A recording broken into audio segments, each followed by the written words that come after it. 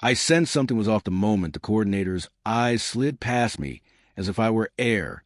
The music pulsed softly across the resort lawn, sweet and airy, yet the laughter around me, sharp biting, felt heavier than the sun overhead.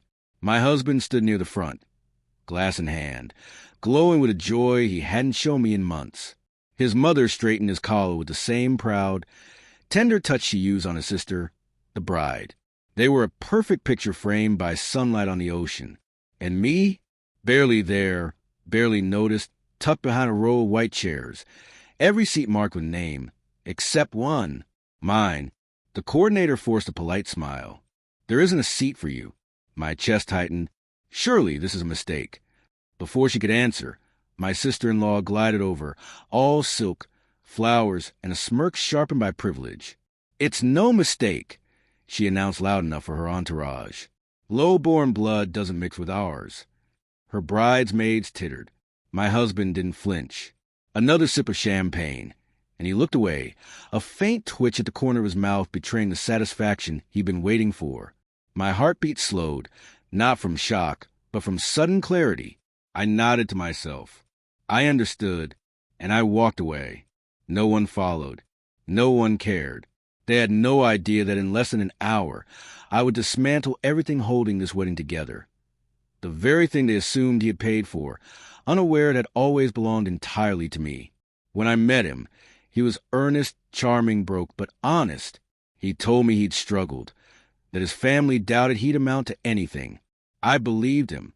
I believed enough to help him rebuild, covering debts, quietly funding the business he claimed as his own triumphant return.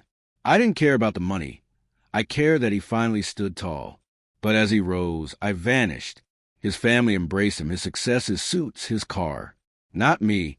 I persisted until the signs became undeniable. The blurred phone screens when I entered the room, the muted laughter behind closed doors, the long hours at the office, the credit card charges from stores I'd never visited, dinners for two, hotel rooms disguised as business trips. Nothing hurt more than the night I overheard his mother. She served her purpose. Now he can do better. He didn't defend me. He didn't speak. 3 weeks ago, the final blow, a prenup draft in his briefcase, my signature forged, terms cruel. Everything I built routed to him and his family. My lawyer confirmed my fears.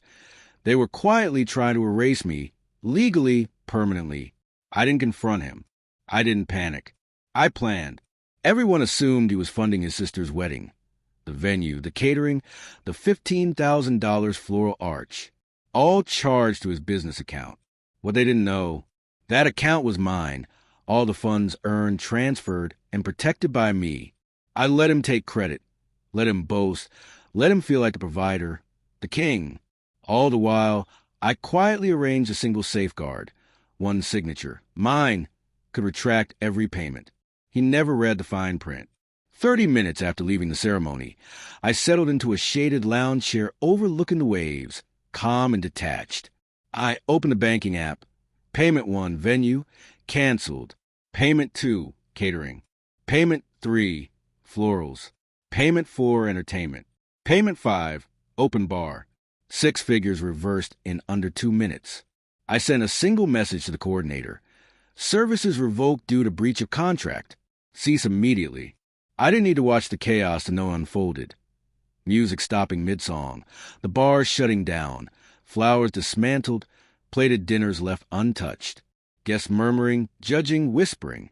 And finally, my husband realizing he wasn't a king, he was dependent. He found me on the pier at sunset, flushed and frantic. "What did you do?" he gasped. I looked at him like a stranger bumping into me on the street, mildly annoyed. I reclaimed what was mine. "You embarrassed us?" "No, you did that the moment you let them treat me like dirt." He said nothing. I saw it.